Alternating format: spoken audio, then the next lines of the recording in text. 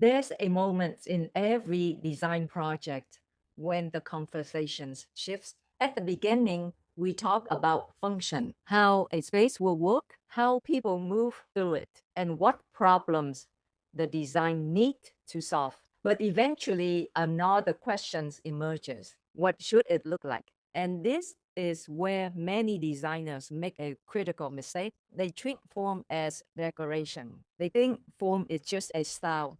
It's not. Form is something much deeper. Form is the physical expressions of purpose. If we haven't met, I am Wynn, an interior designer and builder with more than 16 years of experience in design and construction. On this channel, I teach the real intelligence behind great design, not just aesthetic, but the thinking that allows designers to lead projects from concept to execution. This series is part of my interior design and construction mastery framework, where we explore the three foundational forces behind great design: function, form, and sustainability.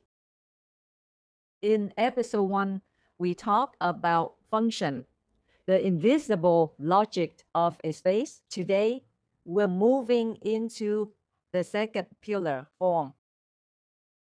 Most design education teaches form as something visual, aesthetic, decorative. Students are often encouraged to collect images, build mood boards, and experiment with styles. But here's the truth: beautiful design rarely begins with aesthetics. It begins with clarity of purpose. When the purpose of space is fully understood, the form does not need to be invented. It emerges naturally. The shape of a room, the geometry of a staircase, the rhythm of windows, the natural palette.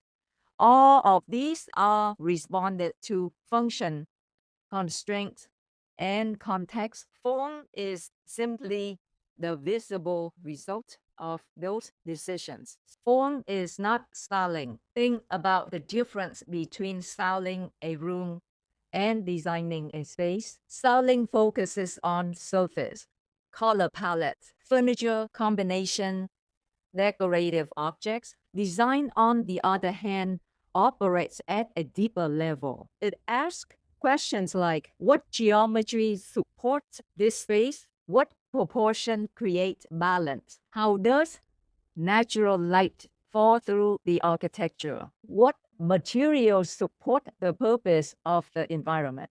When these decisions are made with intention, the space gains clarity, and clarity is what gives great design its power.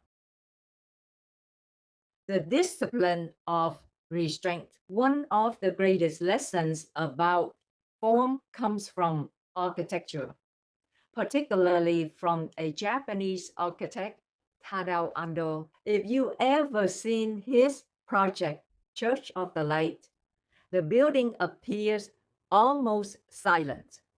Concrete walls, minimal geometry, very few materials, and yet the space feels powerful and sacred. Why? Because the form is not decorative. It is a disciplined response to purpose. The cross that defines the building is not applied as decoration. It is cut into the wall, allowing light to enter the space. Light becomes the architecture, material becomes structure. Nothing unnecessary remains. And this is the essence of form. When the purpose is clear, every element becomes intentional.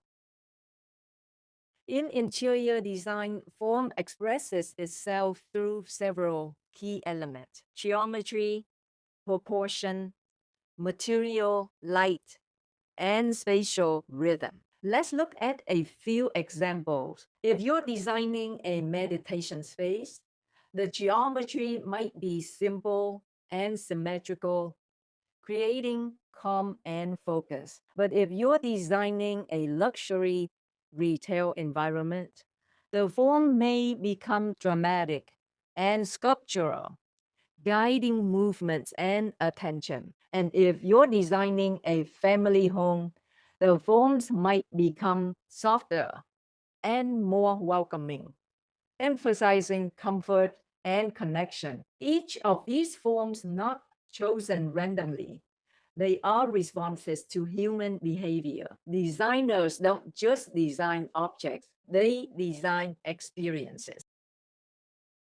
Another important truth about form is this: constraints often create the most powerful design solutions. Budget constraints, structural limitations, material availability, site conditions. These forces may seem restrictive at first, but they actually guide creativity. Many of the most iconic spaces in architecture were shaped by limitations. Instead of asking, how can I decorate this space? Great designers ask, what is the most honest response to these conditions? That question is where meaningful form begins. When form emerges from purpose, something remarkable happens. The design gains integrity.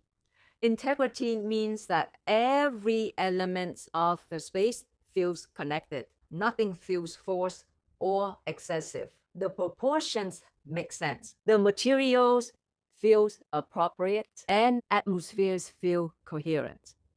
And this is the difference between a space that simply looks good in photos and a space that feels right when you experience it. Teaching designers to think, one of the reasons I created interior design and construction mastery is because this level of thinking is rarely taught in traditional design education. Students are often taught about software rendering, presentation, but very few programs teach the deeper discipline of design: how to analyze the project, how to synthesize, how to make decisions under constraints, and how to allow form to emerge from purpose. That gap is exactly what this program is designed to address. So if there's one idea I want you to remember from this episode,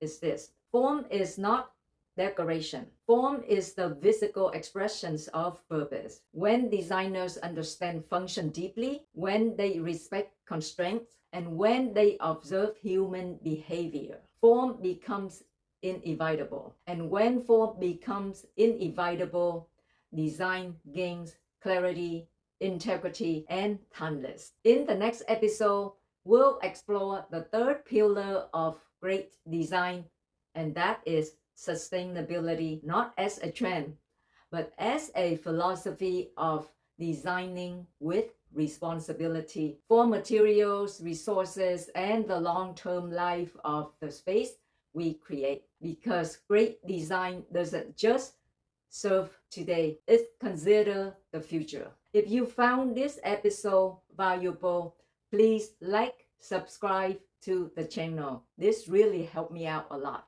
And if you're interested in learning the full interior design and construction mastery framework, I will share more about the program in the upcoming videos. Until next time, keep observing, keep questioning, and keep designing with purpose.